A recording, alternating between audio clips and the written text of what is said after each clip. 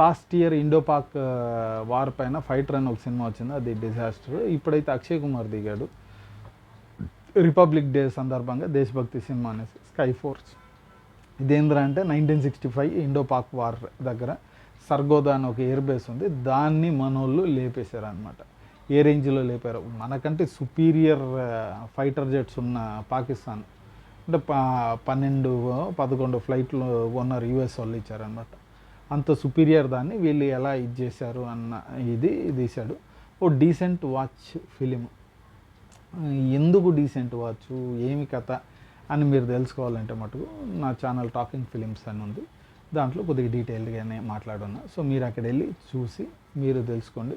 తర్వాత సినిమా చూడాలనుకుంటే చూడండి, లేదంటే లేదు. కాకపోతే చూశారు అంటే మటుకు మీరు మర్చిపోకుండా కింద ఉన్న సబ్స్క్రైబ్ బటన్ క్లిక్ చేయండి. అలాగే పక్కన ఉన్న బెల్ ఐకాన్ కూడా క్లిక్ చేశారంటే మీరు మాకు